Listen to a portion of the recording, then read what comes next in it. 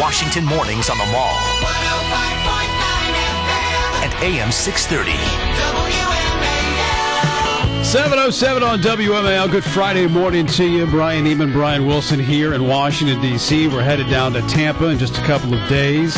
Wilson has been begging and just hoping and wishing and praying to cover a hurricane and Well, I don't wish ill on anybody, but as a reporter, I got to say I always love covering hurricanes. Leigh Spann joins us now. She's a meteorologist on News Channel 8 today, the NBC station in Tampa. All right, Leigh, will Mr. Wilson here get his wish? Will there be a hurricane in Tampa?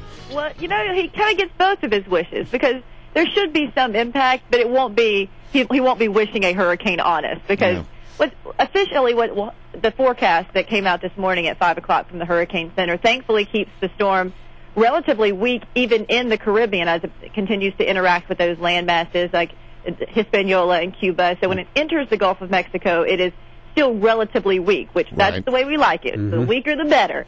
And then it heads off toward the northwest. Now, it'll still be 100, 200 miles off our shore, but remember that storms are quite big. They're not a point, so these outer rain bands circulate around the center of circulation. And so at this point, with this forecast, we can still get those outer rain bands. And if you've never been in a tropical system, those rain bands, even far away from the center, can pack a pretty big punch. So it means it won't rain all day, but when one of those bands comes from the Gulf of Mexico onshore, it brings tropical downpours, it brings very strong winds, and unfortunately, embedded in those rain bands are isolated tornadoes. We always worry about tornadoes with a landfall system like this. So, so it means that even though the center is far away from us, our impacts will still be here, and you might even get to cover, one of those tropical rain bands that come through. I'm sorry. You know I need to pack? I need to pack some anti-anxiety pills. And rain gear. And rain gear. Well, heavy rain is a problem in Tampa because it is a city, I've been told, that is sort of prone to flooding anyway, right? It most certainly is. And even worse news is that we had a stalled cold front on top of us Monday, Tuesday, Wednesday, and Thursday.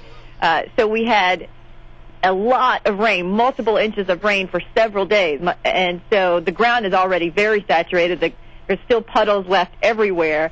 Today and tomorrow we get to dry out with relatively small rain chances for us this time of the year. So we'll hopefully be able to dry things out as much as possible because the heavy rains from a tropical system certainly will lead to flooding conditions in spots because there's just not a lot of places for this water to go at this point. All right. So, but here's the good news. It's not a well-organized storm now. It's going to interact with Hispaniola. It's going to interact with Cuba. It's going to enter the Gulf of Mexico relatively weak, and it's going to be 200 miles off coast of Tampa, right? Right. So if everything stays the way it looks now. Exactly. And more of the computer models are very in line with what the Hurricane Center is saying. And we may see the track shift a little bit east or a little bit west multiple times between now and Monday. But generally, once all the computer models start to say something similar, we can get a little more confidence in that forecast. I would not want to, however, be in Mobile, Alabama, let's say next Tuesday or Wednesday. Well, that is true. Yeah. It is, now we have to kind of focus our efforts on someone else. So now, for a while we thought, Tampa and the RNC, but now we have to think about a strong tropical system and hurricane possibly making landfall somewhere. And so, we send our thoughts to them, but of course we have to deal with those outer rain bands and the flooding conditions here as well. Now, having said all of this, during the day on Tuesday locally, our weather will start to get better. And so the Wednesday and Thursday of the convention, while it won't be, we won't be dealing with a tropical system, but all the folks coming in from all over the country get to feel our hot, humid weather. There we go. A good dose of it on Wednesday and Thursday. All right, so now when we get to Tampa, what should we do? Tell us a little bit about the town. Where should we go?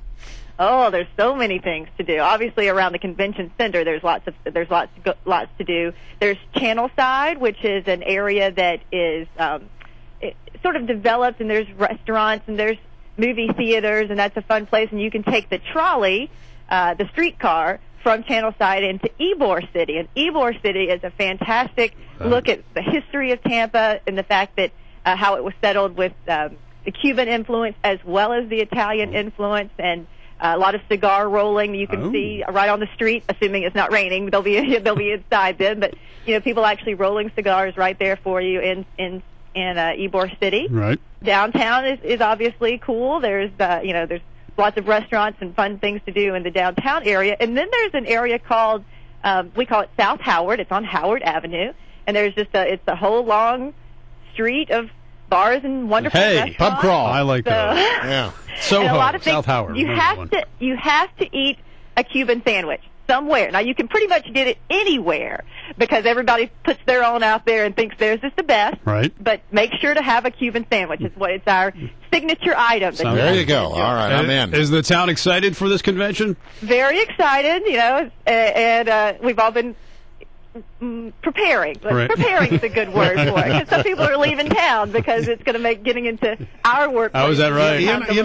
I got to tell you, that is something. I've been to several conventions over the years, and the last few conventions I've been to, everybody says, well, the downtown area is just going to be chaotic, and so all the local people leave. Yes, and it's not so chaotic. And the restaurants, they gear up for all of these, the influx of people. And it's like virtually empty. It's like a ghost town. It's like London. Right. Downtown London during the Olympics, it was a ghost town. Right. Well, people are preparing in their own ways. And so, well, don't worry. Here, Wilson's bringing his credit card, so we'll be eating a lot. And we promise to behave ourselves. Okay. And there's a wonderful, wonderful restaurant called Burn. It's on Howard, and it is world known for its wine cellar. It's wonderful, wonderful steaks, but they have a wine cellar that you can take a tour through. They have wines that are from the Civil War era. Wow! And it's really just a beautiful beautiful restaurant. It looks like a warehouse from the outside. Then you go inside, and it is just spectacular. Well, Leigh, thank you so much for giving us the lay of the land. And Neiman owes me a couple of meals, so he's buying a steak. But you might just hunker down Monday, maybe not do some of these things on Monday, and then sort of wait toward the end of the convention before you take that open trolley ride into Ybor City. All right. Good to have you on the program. Thanks very much. Thanks, Leigh. Appreciate it. Leigh Spann, meteorologist, News Channel 8 and